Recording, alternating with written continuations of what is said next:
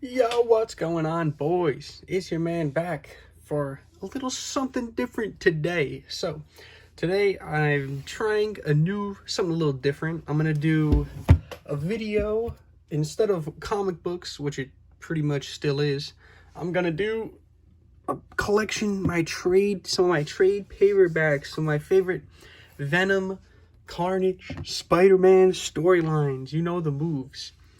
Let me adjust the camera a little bit. Ooh, beautiful. Just showing a few now. So for a while, I've been collecting these trade paperbacks because I really like a lot of these classic Spider-Man stories. But one of the problems is a lot of these books are worth a good hefty chunk of money. So instead of busting out the actual issue, I'd rather go and read the paperback. And sadly, or depending on which side of the coin I guess you're on, these can also be worth a little hefty chunk of money themselves though. So it's kind of a double-edged sword based on if you want to read the trade or if you'd rather go and read the book. So I guess I'll just start talking over a couple of these.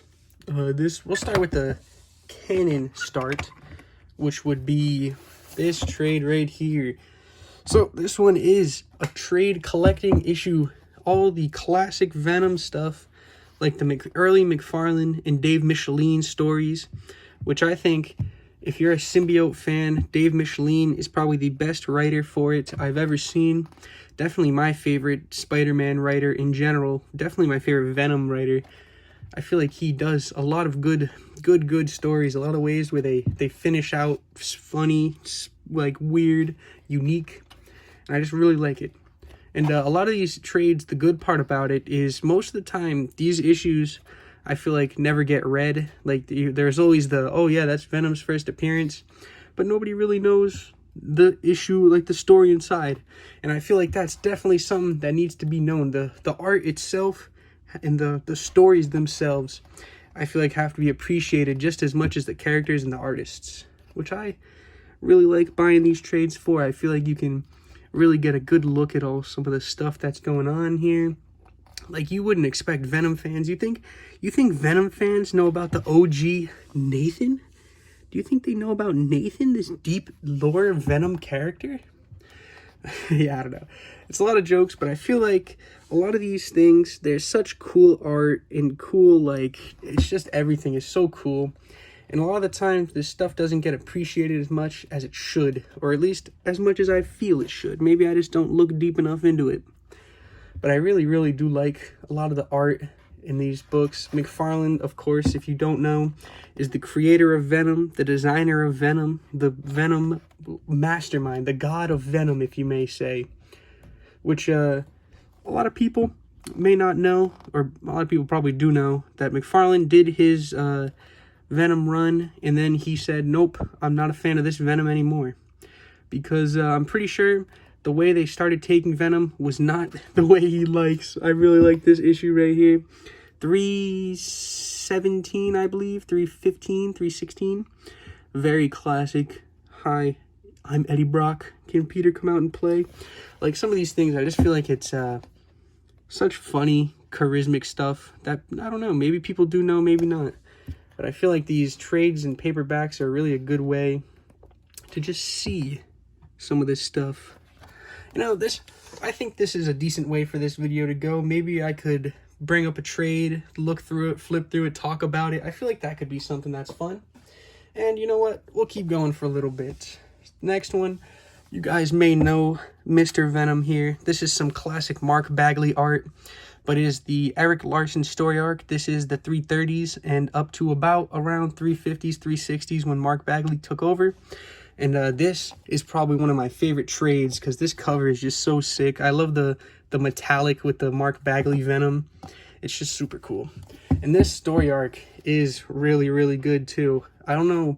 I feel like this is something more people should talk about. This classic Venom story arc of Venom Island, and I guess Venom's third story arc after the second McFarlane run. I think this is a really good story arc. Really, a lot of deep meaning in this. Not really, but it's still a lot of fun. And I feel like a lot of this art is just really good. And Venom, getting on the topic of talking about Venom's powers, when Venom was first introduced in some of these early stories, he could have the power to camouflage. He would change his outfits. He could literally if you name it, Venom could pretty much do it at this point in the story. And I feel like nowadays a lot of modern comics, they don't do a lot of the cool, just unique stuff Venom could do, and a lot of the weird stuff he would do, like camouflaging. Even right here, I love the character building of Venom, where he's gonna kill Spider-Man, but then a baby fell in the water, and instead of killing Spider-Man and leaving the baby, he saves it. I really like it. I think it adds a lot of story and character to Venom, gives more of his, instead of just being a ruthless maniac, he's more of an understandable not really, but he's more of a guy. He's a human. He has actual character. And I really like a lot of the art too. I feel like so much of this stuff is just so iconic. Got Eddie Brock in a uniform right there. The gas company. I really like it a lot. These are some really good stories. You got Flash Thompson. You have Peter Parker going to talk to Flash Thompson. Give him a little bit of some of that motivation. Some of the art in this is really, really good. The the red on black, Spider-Man in the shadows. Oh, some of this sick Venom art, sick Venom art. I feel like I'm going a little too slow through this, even though I like appreciating all this art.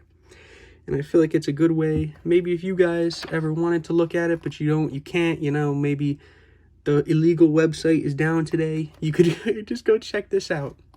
Here we have the original first appearance of Cletus Cassidy. For those who don't know, Venom and Carnage or Eddie Brock and Cletus Cassidy in the prison cell working out. You can see this is here's the cut. There's Eric Larson's art on one page, and then it cuts to Mark Bagley when he went over this again, I think in the Carnage first appearance. Maybe. I'm not too sure. But then we cut back to some more Eric Larson art. And this is all these really iconic, like this is where Venom got this is where the teeth and the tongue with the green goop really got popular. This is where it really started with that whole iconic Venom design. A lot of the classic, like cool civilian Peter Parker shots. I feel like so many of these shots are just so cool. I know I'm just gushing over here, but you do what you must. Here, there's actually a beautiful shot to compare Eddie Brock next to Peter Parker. Get a little height scaling for all you figure fanatics out there. If your Eddie Brock is in scale with your Peter Parker. And I think it's just so much cool art. I'm just a big fan. See, I'm a Venom fan, as you can obviously tell. I'm a real Venom fan. This video might be boring. It might be long and stupid. But I really do I think I might start doing this, but maybe plan it out a little more instead of just let me flip through some sick Venom art, some cool trades. And then, this is, if you're a Venom fan, you're a fan of this art right here, the Boneyard. This is where in modern Venom, they've brought this island back in the Ryan Stegman run and Donny Cates, yes.